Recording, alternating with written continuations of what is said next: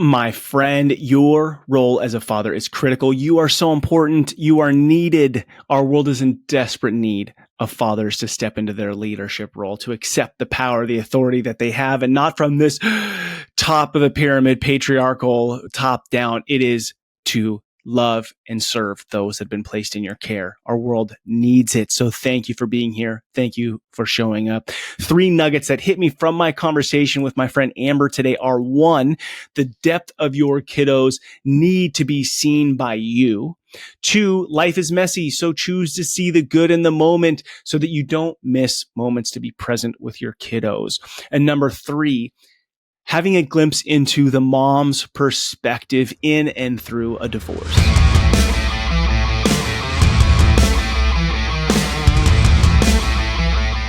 Welcome to Fatherhood Field Notes Podcast, where I interview incredible fathers and today a incredible mother. And we gain wisdom from these human stories for you and I to grow in our own craft. I'm your guide, Ned Schaut, father to 5 kiddos, currently ages 12 to 19, and husband to my rad wife, Sarah, working on our 21st year of marriage. So yes, my friend, I'm in the thick of it. I am in this with you, working daily to rebel against the low expectation for fathers and create a world where fathers know who they are as they show up for their families. You and I have the greatest opportunity to impact our world through the way we embrace our fatherhood role. This episode is brought to you by the Adventure of Fatherhood, helping men discover their powerful fatherhood role and build their fatherhood skills. The role of the father is to serve, guide, steward, protect, and of course, find joy and have fun in the messiness of it all. Today's guest is my friend Amber Vilhauer, powerhouse leader, mom, friend, working daily to grow herself for the sake of others, for the sake of the world. You will hear this yourself as you hear her share vulnerably her life. I've only had a handful of women on the show, and she is a great voice to be speaking and sharing into the lives of you and me. Enjoy. All right, Amber, welcome to Fatherhood Field Notes. How you feeling today? Feeling great. I can't wait to see what's about to be revealed. Yes. So Amber and I have been working together for a few years off and on. She does incredible work out in the world, which we'll get into. But when I hear of a amazing lady who is a single mom out crushing it, it just sparked an interest in me, Amber, to connect with you. I've got 5 kids, 4 of them are girls, and they are strong ladies. They're strong ladies. And so when I come across somebody like yourself, I go, okay, there's things that I can learn and gain from who you are, from your story, so that I can love and serve my daughters well. And I think it's really important for dads to hear that as well. So that's what led us to this conversation, is you and I just having a few conversations the past couple of months and me wanting to dig in. So welcome. Yeah, I'm excited. And then when I interview you on the Elevate series, we'll have like your side of it. And then it'll be neat to pair them together. Yes. So you and I were talking recently, and you got, maybe it was, I don't know if vulnerable is the right word, but you kind of just shared a bit about your story. And I didn't know that you were a single mom. I didn't know your story with your dad. And so what I would love to do is just out the gate, kind of tell us what it is that you do. And then I just want to jump right into some questions around you, your life, so that we can learn from you. Well, I'm an entrepreneur, which is a big surprise because I had no thought or desire to be an entrepreneur. I say that it found me. And now it's been almost a 20-year journey of helping other entrepreneurs to start and grow a brand online. And I used to have a website agency. We've launched over 1,000 websites. I discontinued that about a year and a half ago at this point. And then along the way, books found me too. And I became one of the top in the country to launch bestseller books. But really what I do is help people to find their authentic voice, trust their authentic voice, and use that in their marketing to attract qualified buyers in for whatever they're up to. If you have a book, a group coaching, even if you're not an author, it's kind of the same thing. And in a world of mistrust and disillusionment, your authentic voice really is your greatest asset. And I help people to unpack that and amplify it. It's really fun. Love it. Okay. So I'm going to come back to the authentic piece in just a minute, but give us a little bit. How old is your son? Tell me a couple things about him. Yeah, he's going to turn 9 soon, which is crazy. It happened so fast. And he is just such a light in the world. I mean, I know everybody loves their kids. Obviously, that's important, but He is smart. I mean, he's like a little engineer in the making. So he is into math and building things, but he's also got that artist in him. He loves Legos and color and adventure. And we go on lots of hikes together. In fact, there's this particular trail called the Long Forest Trail. That's what we named it. And out of all of these long hikes and talks, really deep talks that we've had, he ended up writing a children's book. He asked me when he was 6 if he could become a best-selling author. And sure enough, the book, The Long Forest Trail, was launched in November a couple years ago. And now he's a number one best-selling author. His book has won awards, and we have over 10,000 copies in distribution through a silent auction model that we ended up doing. So children's hospitals and boys and girls clubs have his books, and he's done stage speaking and book writing and or book signing. I mean, this kid is just humble and funny and sweet, and I'm so grateful to know him. I love that. So, question for you, because I think any parent can gain from this.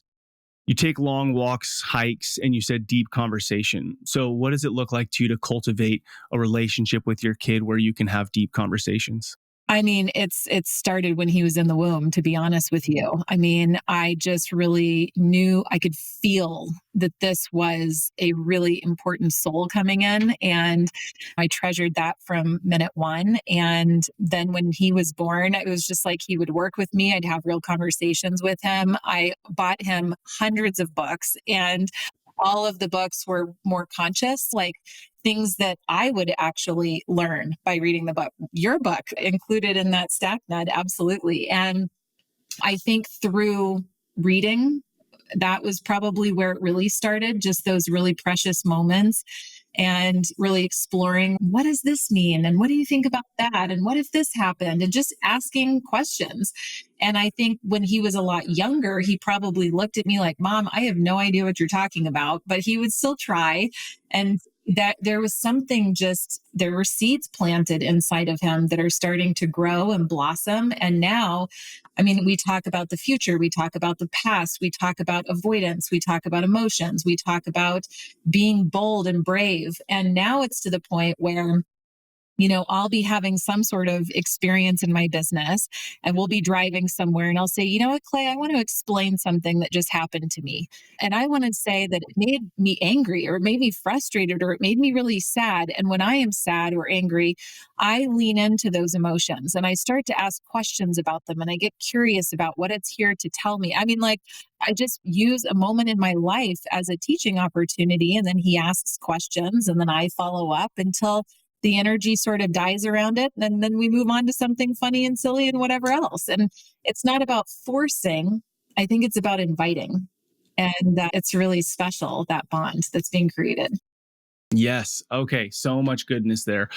Question for you about cultivating these relationships with our kids. I think sometimes we could listen to this and go like, oh, that's easier for a mom or important for a mom. What do you think about, like, if you were talking to the dads on here, our target on here is there's probably dads from 30 to 50 with kids all over the place. What would you say the importance is for a dad to create that same sort of opportunity with their kids? Perhaps more important, because it's not expected. The mothers are the nurturers, right? I mean, whatever. We have these labels that have been put on us. And frankly, I don't know that it's serving anybody. But look at my ex husband, Jason, is a firefighter. Manly man, right? But Jason also has emotional intelligence. And I am so grateful for that, because he's able to be the manly man, the tough guy that expects Clay to be tough so he can be out in the world and survive. But also, Jason's able to have really conscious conversations with Clay and hold him spiritually accountable, which is a really beautiful blend. I think Jason is. What does that mean, spiritually accountable? I guess it means just showing up and doing what's right. So you could look at it like morals and values and beliefs, but deciding to be a good human in the world. And just he holds Clay accountable in that way by modeling. So that means like how Jason responds to his emotions or reacts or the choices that he makes. I mean, he's modeling that down to Clay.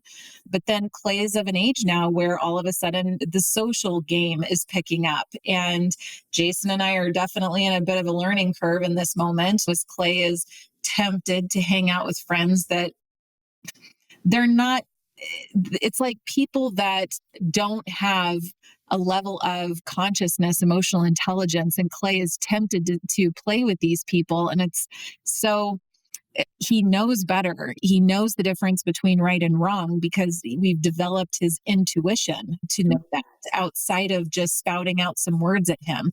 So, yes, like core values can be a part of it and then it holds him accountable too. But there's like this deeper internal knowing.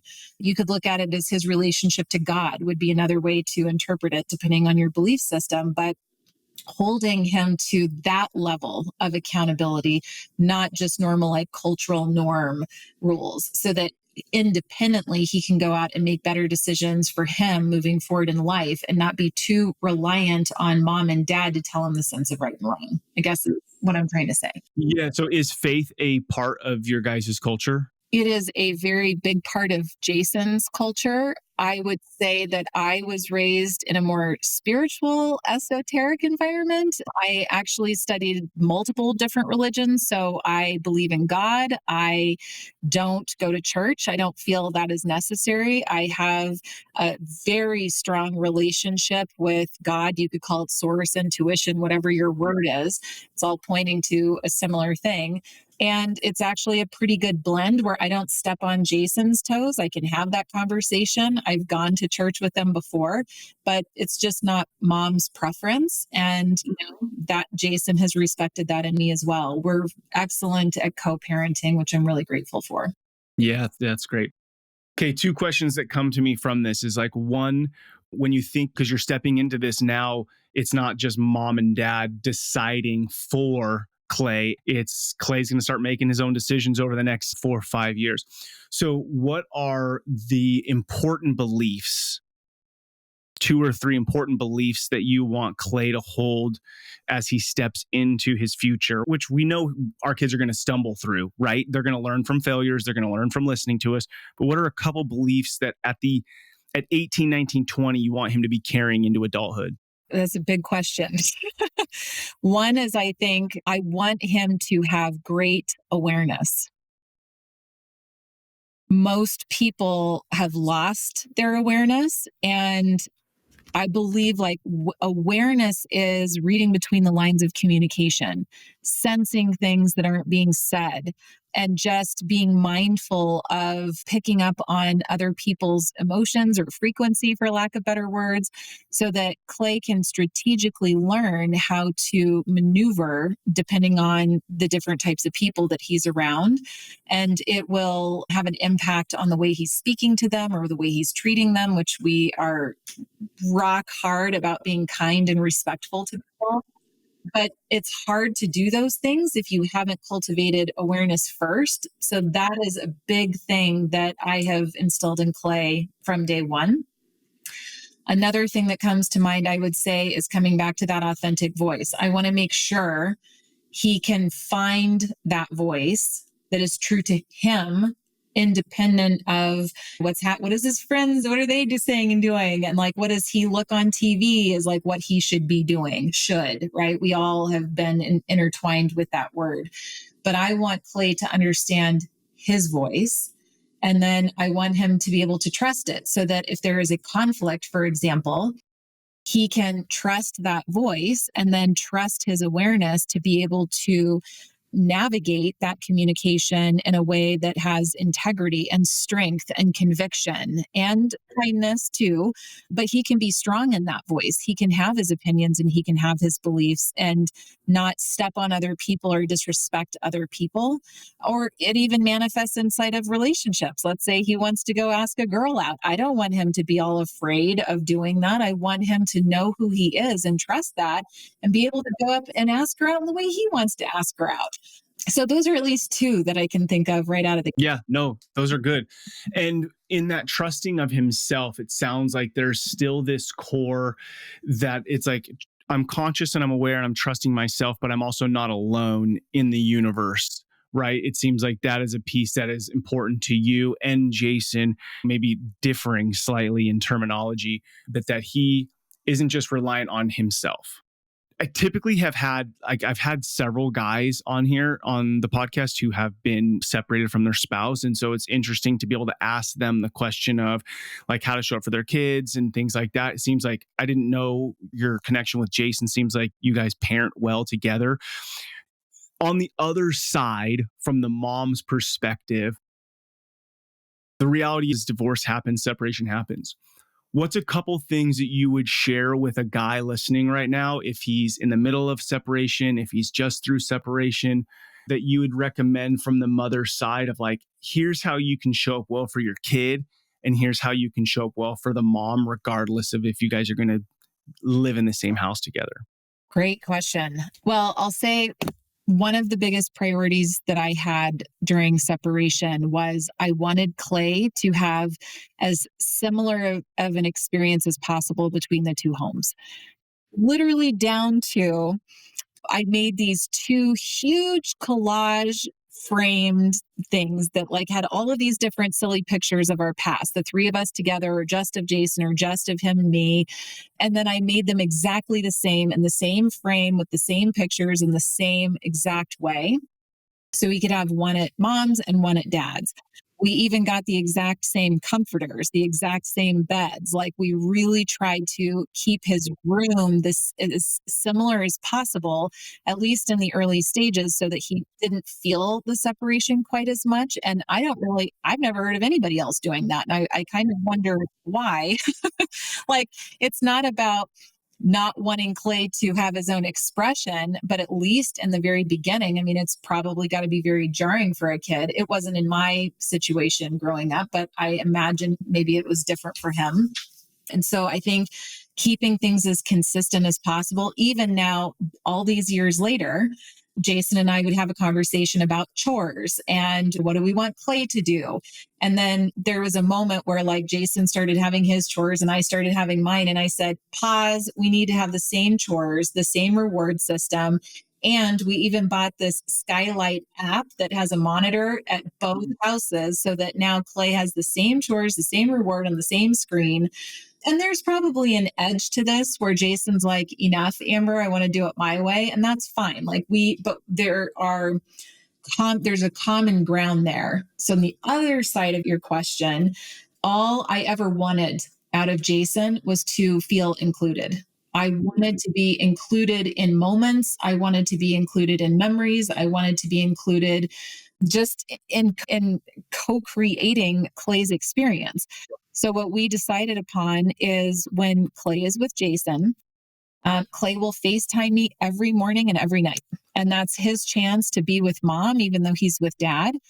When we flip, Jason's usually at the firehouse, so he can't call that often, but he does call every night. And we have a dedicated time. And sometimes they'll sit on the phone for 30 minutes and we're all a part of it for that time. And I would say when we're thinking ahead about like, should Clay have a cell phone? I don't want Jason making those decisions without me because that's the minute I'm pissed off and it just starts creating division. So we've just learned that like, it's not cool to disregard the other person. We're committed as parents to Clay for the rest of our lives. We might as well settle in and respect each other, have awareness, open communication. And there are still boundaries. Like, for example, there was a time that Clay said, Mom, why don't you go to church? Can't you come to church with us? I went to Jason and I said, hey, Clay wants me to start coming to church. And Jason very respectfully, carefully asked that I not do that because that's a boundary for him. That's his community and that's important to him. I said, that makes perfect sense. Absolutely, totally get it. And I shared with Clay that mom, I have a different relationship or a different need around that. And I stayed true to me. So just to kind of illustrate a few different examples. Yeah, it's all really important. Well, thank you for taking a minute to share those things. I think it's really important for men to hear the other side of it too. And just the key words I heard is respect, which makes sense, inclusion, which makes sense. And then like, this is what it is. So like, let's lock in and figure out how to have communication so that we can best serve and adore our kiddo that God entrusted us with. Love it. So Amber, you are incredibly driven, right? So you're driven, you are a leader in the marketplace. What gives you that drive? And I want to say that with the word authenticity, because I know that is like a key word for you. But what gives you that drive? And as dads are walking alongside their 10 to 18-year-old to 20-year-old daughters, like how can they help support and cultivate that, like speak into that? Yeah, what are your thoughts on that? Also a big and great question. I am incredibly driven. I want to know that I played full out every single day. I mean, honestly, the guiding question that I live my life by is, who would you be proud to be? And you know what? There's a lot of pressure in that. And I have chosen to live a life of excellence. So that means that when I'm supposed to be with Clay, I'm present. When I'm with a client, I'm present. When I'm with on an interview, I'm present. I'm all in this moment. There's no part of me that is not here giving it every single thing that I've got for you and for me and for all of the people that will be listening, because then I get to go to bed each night feeling like, heck yeah, like I did it. I lived my potential that day. It felt so good. So that's kind of number one, just so you kind of understand a little bit of the backdrop. But I think that I've actually asked myself a lot, like, where does this maniac side of me come from?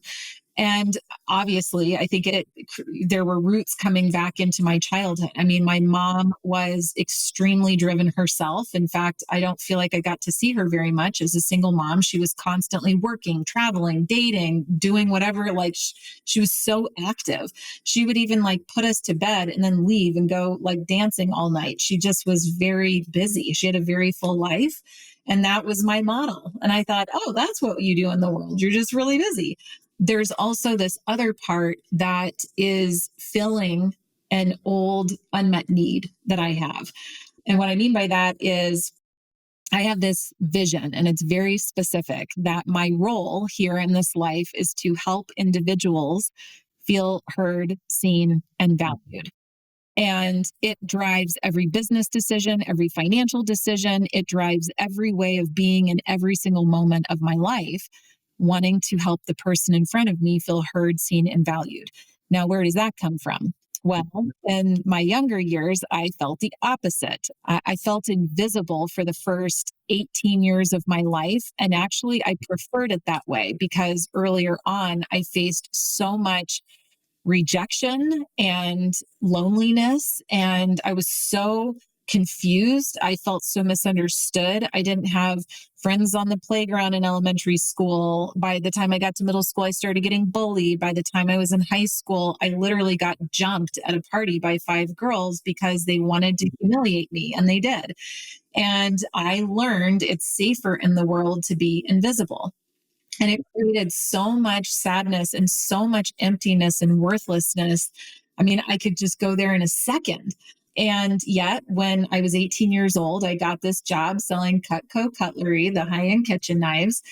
And it's a little bit of a longer story, but to bottom line it, after my first weekend, I was surrounded by applause because I was the top sales rep in my training class out of 100 people.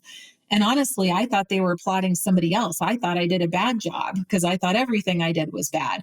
And yet they were applauding me for doing a good job. And I felt so seen in that moment. It's like my whole spirit came alive in that moment. And it just created this ferociousness in me to like have everybody feel that way because it is our freaking birthright, man. Like, what are we doing with all of this disconnection? It's so silly. It's so unnecessary. So, as you can see, that's where my passion is. Like, we all deserve that, but it's coming out of a really difficult place where I didn't have that for so long and I wanted it. Yes. Yeah. So I think the number one thing that I'm hearing that I think dads can walk away with right now is to see your daughter. Oh, gosh. Yeah. Like, really see her. So what does that look like? What does that look like to see your daughter? Well, the practice of it is that when you are in front of your kid, you need to be there, like fully in the moment. You're not thinking about work. You're not thinking about what you're pissed off at. You're not thinking about how tired you are or what aches. Like, you're just there, fully present in the moment. And in that moment, you could be thinking like, what do I appreciate about this moment? What do I appreciate about my kid? Oh, look, my kid's sitting there picking their nose, or my kid is sitting there like arguing with the sibling. But even in that moment, what can you appreciate? I appreciate that they're healthy. I appreciate that they got that like little tweaky thing from me. That's my personality right there. I appreciate that my kid knows how to use their voice or how to stand up for themselves or how to do this. Or like, I just appreciate that I get to be here in this moment instead of being divorced and out of the moment or whatever. Like, there's always something to appreciate. And this isn't just for kids. This is for your wife too. It's like you both are in your head in your own experience, frustrated about, I'm not being seen or I'm not being heard. You're both feeling that way. So the next time you're in front of each other, just like be present and think about what you appreciate. Like, damn, look at all the life that we've had to go through to get to this moment. We did that together through all of the odds. Like, man, you're actually pretty incredible. And just shifting into this place of appreciation can bring you insane levels of forgiveness and healing and intimacy. It just changes the whole game. Yes. Okay. Appreciation, right? Am I appreciating those in my care? Those are that are I'm with. There's always the acknowledgement that there's always something that I could be pissed off or ache about or be upset about. 100%. I could always do that, which we're That's all really good humanity. at. Yeah, we're all really good at that. So in those moments, can I have gratitude? And it reminds me of an email I got from you within the last week. And it was like 5 things I'm grateful for. It was just like gum. Let's see. There was, Yeah, you put everybody three in remembers one: the gum. gum, coffee, and hang on, there's a third one in that. I Music. don't know. Music. Yes, it was Love music. music. Yep. Yes, My music kid. definitely. Yeah. I noticed it this week that music, it reminded me that music helps me to shift from, I found myself in work mode big time yesterday. And I realized, like, oh my gosh, one, I worked out and I'm like, God, I always got to do that. And then two, music. Music does help you learn a lot about your emotional state. So, meaning if you're feeling sad, go play a sad song and go into the depths of that sadness and let it reveal what it's trying to communicate to you. Because there's something to that sadness, and it's usually not what meets the eye. It might be some unmet need of, like, gosh, I never feel included. Okay, great. You heard I never feel included. Now, what can you and your thinking brain do about that to start feeling included? Oh, well, I guess I could have just said that I wanted to be included. Maybe I could create the suggestions or include other people so they'll include me more. Like, it just all of a sudden it shifts your whole life experience, and music is a great kind of portal to access all of that. Yeah. Yeah. It's so good. We have about 10 minutes left. And I really wanted to ask you about your dad. So that's kind of what prompted this as well, because you turned out total badass and you shared with me that you were disconnected from your dad, but then reunited with your dad. Talk to me a little bit about him, what you liked, what you would have changed, and then how that played a role in who you are today. Actually, Ned, since we have connected, I've been thinking about it more. And it is almost this story of disconnection to connection back to disconnection. There's like a whole cycle that's unfolding. My parents got divorced when I was about 5, and I didn't know any of this at the time. I never really heard them fighting. I didn't know it was happening. The next thing I knew, I was just in a different house and I was with my mom most of the time. And I was okay with that. I mean, I was just a very like, okay, go with the flow kind of kid, probably because my older sister was always so attention grabbing and demanding and chaotic that I just sort of accepted whatever was going on. And the arrangement was that I was to see my dad every other weekend. So 4 days a month. And again, I just sort of accepted it. And as I would go over to his house, I don't think he particularly knew how to be a dad, but I always knew that I was loved. I always knew that I was safe. I would just go over there and then maybe I'd watch a little TV. He would always go into his shop. He was always building something. I mean, he was like woodworking or glass staining or stained glass, or he just always had these different hobbies.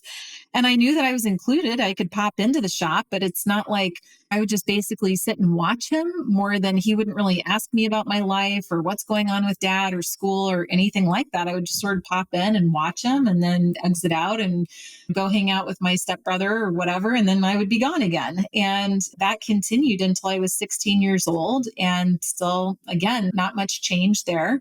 until my early 20s or late teens, somewhere in there.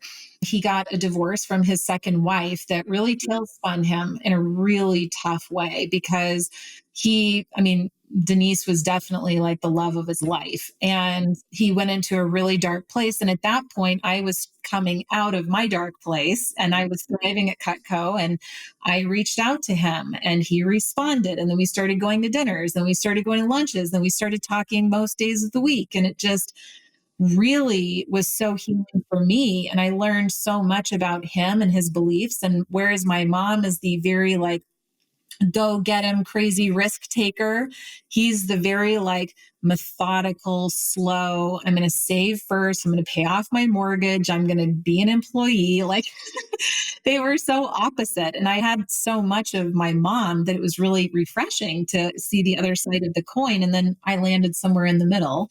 But we became extremely close over the past decades. And about a year or so ago, he started having signs of early onset Alzheimer's dementia, somewhere in that category. And it's tough because I went to go see him in December and he's struggling. Like we would go to restaurants, we would always get chicken enchiladas, like every single time that there was no other option. And went out to a Mexican food restaurant and I said, Dad, what would you like? The chicken enchiladas? And he just looked at me like he didn't know what chicken enchiladas were. And it really was like, whoa, this is happening. And I actually have a rare genetic pairing that gives me a 96% chance of getting Alzheimer's. I'm like one of 3% of people in the world with this gene pairing. And so I know what it's like. I've been mentally preparing for it my whole life. And I want to just love him and be a friend for him. He's been there through my divorce and the lot that has unfolded with my mom. And just, he's been my number one fan. And I want to be able to give that to him when he may even look at me and not know who I am at some point. So that's the journey that we're on. And it's hard and it's beautiful. Wow. Wow. Thank you for sharing. The thing that really struck me, and I'll have a question around it and then we'll wrap here, is when I hear you talk about your mom's, what was the word ferociousness? You use that for yourself, but let's just use that for her ferociousness.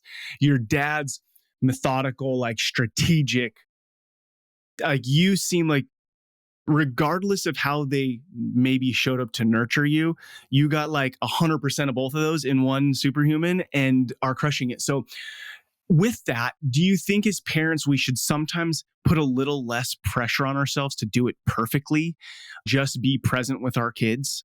I don't know the answer to that because I try for both. I have so much baggage that I'm healed from, but looking back on my experience, like it was about 2 years ago when I decided to look back at it honestly, not the way I justified it, honestly looking back, it does create this drive in me to be more perfect, but I'll use the word excellent because I don't believe perfection exists. So there is this pressure that I put on myself to be excellent because I'm trying to break generational chains.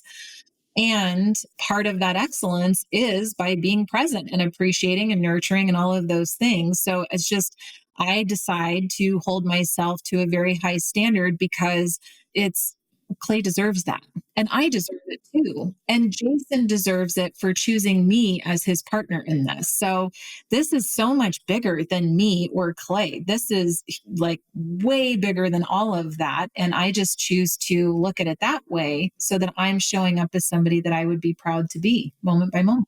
Let's end with this question. Well, first, I just want to point out to dads that you said your dad is a super fan of you, that your dad walked with you and was a super fan. And what's also beautiful about it is, dads, it's not too late because this wasn't until 18, 19, 20 years old that her dad had a wake up call to really show up well. So if you can start now and your daughter's 13, bro, do it. It's not too late. The question to you then is, you hold yourself to a high standard. What's the balance of holding yourself to a high standard and not putting that same pressure on your kid to like hold them to a high standard, but then also have grace? Yeah, great question. I want Clay to hold himself to a high standard. And he doesn't have to. It's a choice that he has. We talk about the difference between them, but this is his life. And I try to share with him, like, it's your choice to throw it away or not. We look at other people and their behaviors and who would you be proud to be? And it's not for me to answer that question for him. If he would be proud to eat 18 Oreos in a row and have that be his physical body, okay, then that's your life. I mean, I will eat 2 Oreos because I don't want that. And here's why. And we'll actually openly talk about it. But again, it's kind of getting back to him trusting him, whatever his standard is. I might have a higher standard, but he doesn't know that difference. It's all in my own head anyway. So it's just, who would you be proud to be, and letting him kind of establish that baseline for himself. Yeah. The way you answered the question, like right out the gate, was really beautiful, because I said, you hold him to a high standard. And you responded with basically teaching him to hold himself to a high standard. And so dads, I think, and parents, I think that's the key right there, is helping them understand that they have to be the ones to hold themselves to the standard, not me constantly like them having to raise to Ned's standard. Cause I'm also my 40s with 30 years of like wrestling with life. That's right. It's a little bit of both. It's not one or the other. Right? Like, you have to be the parent and say, no, dude, you're not eating 18 Oreos. You get 2. And that's the end of it. And that is, by the way, how I parent Clay. But I want him to try to get there first. I'll say, how many Oreos do you think you should have? 5. Are you proud of that? Like, is that what's going to make your body feel good for soccer later? Okay, probably 2. And I'll say, great, 2. And he'll be like, 3. And I'll say, no, you said 2. Yeah. This was you deciding to. Amber, thank you so much. I know you have another meeting coming up. We could probably talk for hours, but I really wanted to just capture some connection for people. Any last words you would share to the dads listening? I think the thing that really strikes me from our whole conversation is it's never too late. It's really not. Even post divorce, it's never too late for me to treat Jason with respect. It's never too late for me to show Clay how much I love him and putting him first. Like, it's just never too late with anybody in your life, but you've got to get over yourself, get out of your own outdated beliefs about why you can't do a thing, and just go out there and do it anyway. Remember, no guts, no glory. I love it. Amber, thank you so much for the woman you are, the mom you are, the human you are, out inspiring the world. Continue to do that. And I look forward to continued conversations, as when I spend time with you, I grow as a human. Thank you, Ned. Until next time. Incredible conversation. It's incredible to hear the vulnerability, the honesty, the consciousness, the awareness from Amber. I think having the mom's voice is important for us to hear, especially for those men thinking about or in the middle of or have experienced a divorce, to get that other side. But I just love even hearing her share her relationship with her father, from not knowing him deeply to knowing him deeply to now him getting older. So guys, having this understanding about just the circle of life. How are we showing up? And the key takeaway here is, please pause. Take time to see your daughters, that they could be 30, 40, 50 years old and say, my dad saw me. I was seen and known and loved and accepted by my father. It is something that our girls desperately need from you and I, something that only you and I can give them. Don't miss the opportunity, and it's never too late. If you are liking these conversations, please write a review. It helps spread the word that fatherhood matters, or share it with a friend. Thank you to all you dads out there listening to Fatherhood Field Notes podcast. What you do matters. Don't be like everybody else. Be yourself. That's who your kids, your spouse, the community needs. This is your guide, Ned Schaut. Together, let's rebel against the view that fatherhood has little impact. Let's create lives engaged in mastering the craft of fatherhood. I look forward to hanging out with you next time.